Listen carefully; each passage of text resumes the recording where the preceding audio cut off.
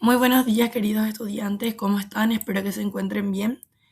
Paso por acá para poder hacer la explicación correspondiente al tema número 5, en el cual vamos a estar hablando acerca de los tiempos teatrales o los tiempos en el teatro. Ustedes ya tienen disponible en la plataforma, disponible y visible, y van a poder acceder a los materiales desde su aula virtual. También recordarles que por favor puedan ponerse al día con las tareas atrasadas porque ya estamos cerrando este semestre. Prácticamente estamos a menos de un mes de cerrar el semestre, entonces me gustaría que puedan ponerse al día con las tareas. Primero que nada, el tiempo real y el tiempo de ficción dentro del teatro, dentro de las obras teatrales como tal. Cuando hablamos de tiempo en el teatro, lo dividimos en aproximadamente en las funciones que duran de 1 hora a 3 horas. ¿Por qué? Porque en teatro las obras tienen una duración bastante extensa, especialmente por el hecho de que se realizan en actos. La mayoría de las obras de teatro se realizan en actos. Primer acto, segundo acto, tercer acto. Y también hay cierto tiempo ficticio, cierto tiempo dramático. ¿Eso a qué se refiere? El tiempo real podría ser el que yo paso durante lo que dura la función, ya sea 2 horas, 3 horas u una hora. Y el tiempo de ficción hace referencia a, por ejemplo, si la historia transcurrió en un mes, 2 meses, 3 meses o inclusive hasta años. Y a eso se refiere. La época y duración de la historia hace relación a lo que es el tiempo ficticio. Puede abarcar días, años, inclusive o ser simultáneo. Es un elemento narrativo importantísimo que puede ser lineal, eso quiere decir que tiene una, por así decirlo, una línea ascendente, un inicio, un desarrollo, un cierre, como también puede ser con flashback. ¿Qué significa eso? Que son saltos en el tiempo, que puede ser el presente, el futuro, el pasado y así.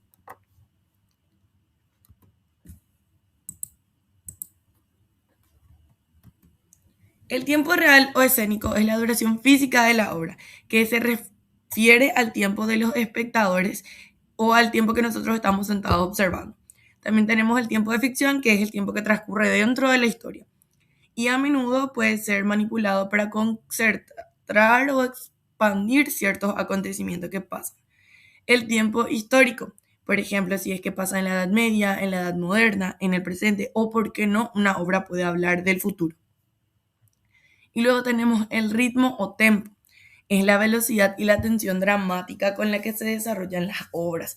Hay muchas obras que son, por así decirlo, muy tensas, muy intensas. Y a eso es lo que se refiere cuando menciona el término ritmo, a la intensidad con la cual se suceden las escenas. También tenemos ciertas alteraciones temporales, o mejor dicho, alteraciones en el tiempo. Y es como yo les estaba diciendo que puede ser en el pasado o en el presente o en el futuro. También los tipos de estructura de tiempo. Tenemos la estructura que es lineal.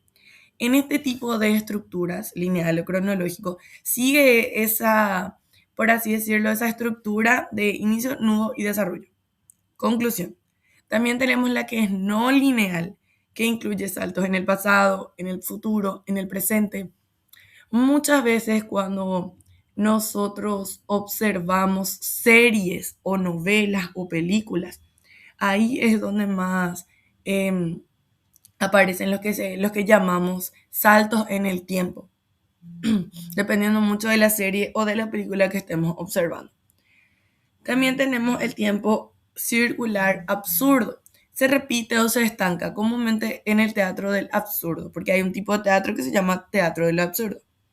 Luego tenemos los simultáneos, escenas que ocurren en el mismo tiempo, en diferentes espacios, frecuentemente visto en el expresionismo. El expresionismo es una corriente artística que busca magnificar las expresiones de las personas.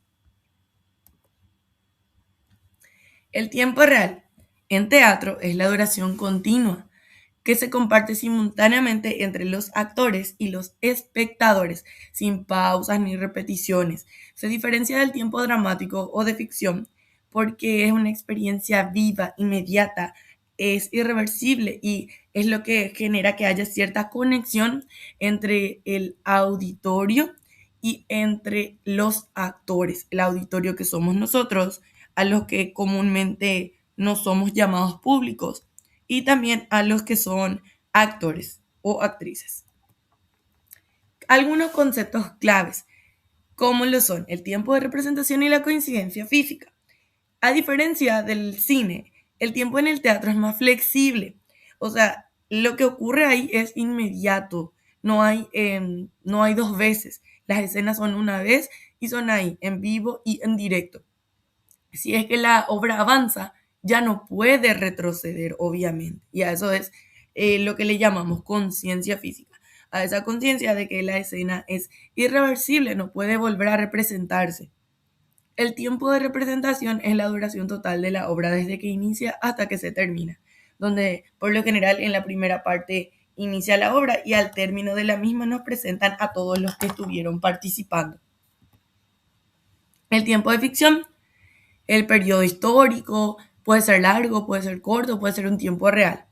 El tiempo escénico o tiempo sensible es, por así decirlo, una parte muy subjetiva, o sea, sujeto a nuestra percepción. Para algunos puede parecer que la obra avanza con mucha rapidez y para otros que no avanza de la misma manera, dependiendo obviamente de la intensidad de la actuación. Luego tenemos otro término llamado enunciación. Todo lo que ocurre o sucede en el escenario, es decir, aquí y ahora. Bueno, en el teatro hay que entender que todo viene a ser subjetivo, no tan objetivo. ¿Por qué? Porque es algo que pasa en el momento, es algo in situ, por así decirlo, y gracias a la manipulación dramática y a la habilidad de los actores es como que se logra el efecto de que las cosas pasan de manera inmediata y no sentimos la extensión, por así decirlo, del tiempo en escena. Ahora algunos conceptos clave sobre el tiempo de la ficción o el tiempo dramático. Tenemos, primero que nada, la diferencia con el tiempo real.